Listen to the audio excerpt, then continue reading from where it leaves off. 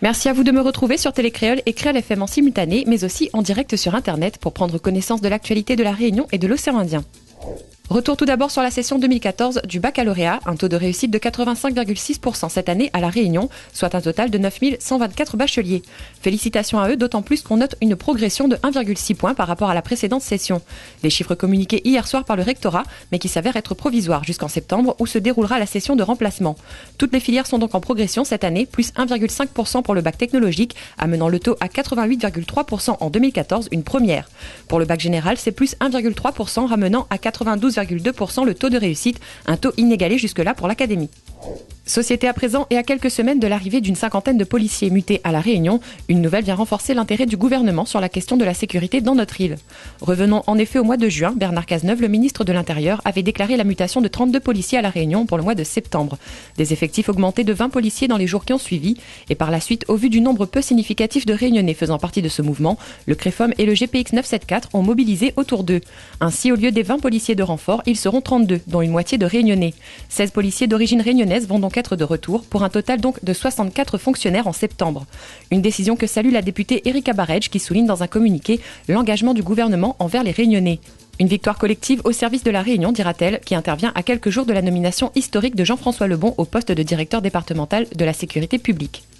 Société toujours et à Saint-Louis, je vous en parlais déjà hier, afin de permettre à la commune de rétablir ses comptes. La préfecture a suivi l'avis de la Chambre régionale des comptes et après échange avec la collectivité concernant les recettes et économies nouvelles, la hausse des impôts locaux sur Saint-Louis a été établie à plus 2,69%. Économie à présent, la Chambre de commerce et d'industrie organisait ce matin une matinée d'information sur les contrefaçons. Une thématique abordée, la contrefaçon et les règles d'étiquetage qu'elle risque pour l'acheteur client. Le réseau entreprise Europe Network et la direction régionale des douanes étaient partenaires pour cet événement dont l'objectif était d'informer le consommateur afin qu'il ne se retrouve pas en position de délit. Économie, nous parlons à présent de l'octroi de mer. La Commission européenne a fait une proposition visant à réduire significativement et de manière automatique la taxation de l'octroi de mer pour les produits locaux qui excèdent 80% de part de marché localement.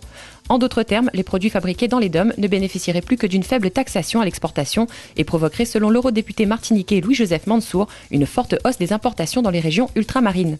Ceci impacterait les entreprises domiennes et un courrier a donc été envoyé à la Commission par l'eurodéputé, co-signé par ses collègues d'outre-mer Maurice Ponga et pour la Réunion Younous Omarji. Un courrier qui s'achève sur le rôle crucial de l'octroi de mer pour le développement économique et social de nos économies ultramarines. Ce dossier est dans la phase de finalisation pour la période 2015-2020. Économie toujours et on revient à présent sur le retard de remboursement des bons de l'ADOM. Les agences de la Réunion, par la voix du syndicat SNAV, ont fait part de leur refus d'accepter les bons de continuité territoriale. Suite à cette annonce, Jean-Claude Cadenet, le directeur général de l'ADOM, a expliqué ce retard comme étant dû à des raisons internes. Des engagements ont donc été pris auprès des banques pour pouvoir régler cette dette auprès des agences de voyage en difficulté et les paiements devraient partir dès la semaine prochaine. Un déblocage rendu possible par l'intervention de la région, qui est, rappelons-le, partenaire financier de l'ADOM à hauteur de 60%. Et si les agences sont dans le rouge, quelques 400 particuliers sont eux aussi dans l'attente de remboursement. Les dossiers sont en effet bloqués. Un deuxième point sur lequel Jean-Claude Cadenet se veut rassurant. Tout reviendra dans l'ordre le plus rapidement possible pour les particuliers. Économie toujours et pendant un an, l'association Entreprendre au féminin Océan Indien et la Chambre des métiers de la Réunion s'uniront pour mobiliser leurs compétences respectives, ceci afin de promouvoir l'entrepreneuriat pour les femmes. Une convention cadre de partenariat a donc été signée en ce sens hier, l'association s'engageant à faire connaître l'offre de services que propose la Chambre des métiers, qui dispensera des formations continues, des accompagnements aux entreprises et des formations certifiantes, le tout mis en œuvre par le Conservatoire national des arts et métiers.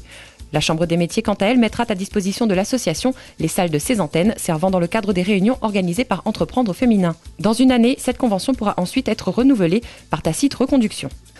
Agriculture à présent et l'avenir de la filière canne-sucre à La Réunion inquiète non seulement les acteurs directs de ce secteur d'activité, mais aussi les politiques.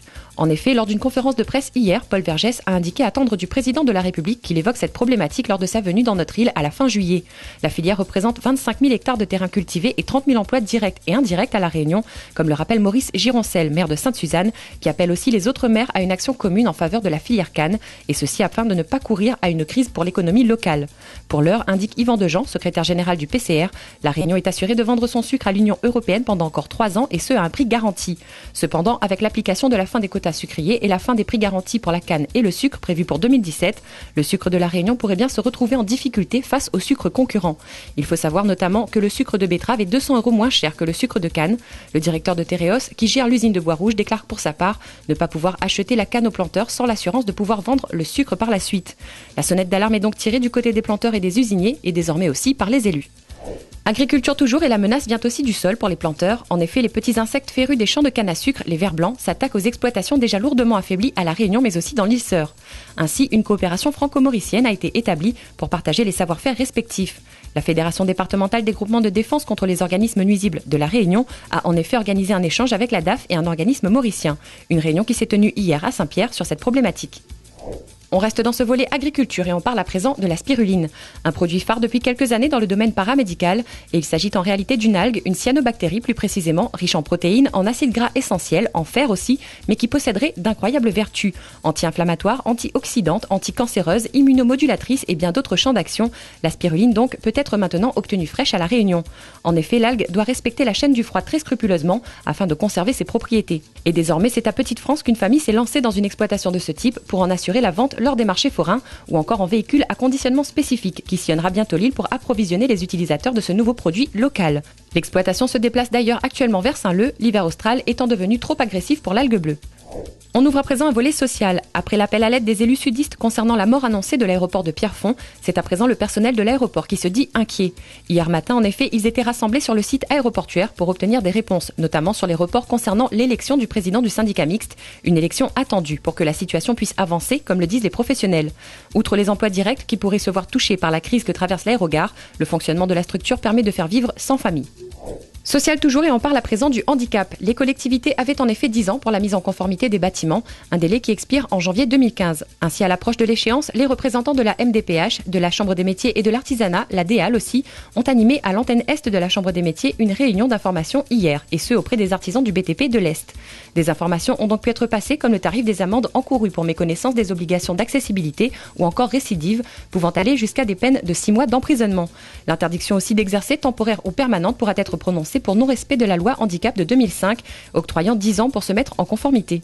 Ainsi, au 1er janvier 2015, tous les commerces, collectivités et autres devront avoir leur accès pour tous, un non-respect de cette loi étant considéré comme un délit pénal. La réunion d'hier aura permis aussi de faire le point non seulement sur les mesures d'application, telles que l'angle des pentes d'accès ou les dimensions des ouvertures de portes, qui facilitent le déplacement des personnes à mobilité réduite, mais aussi faire le point sur les autres formes de déficience, visuelle, auditive ou intellectuelle, qui doivent évidemment être prises en compte.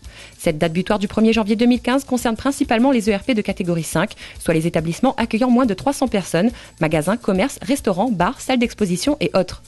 Bernard Picardeau, le président de la Chambre des métiers et de l'artisanat, a tenu à préciser que cette loi sur l'accessibilité peut être une opportunité pour les entreprises locales, des mises en conformité qui offrent un marché et une activité aux entreprises. Dans la zone océan Indien à présent, à l'île Maurice tout d'abord, la roupie mauricienne avait connu de décembre 2013 à janvier 2014 une période de stabilité face aux devises étrangères que sont l'euro et le dollar. Une stabilité qui s'est effondrée en mai et juin dernier.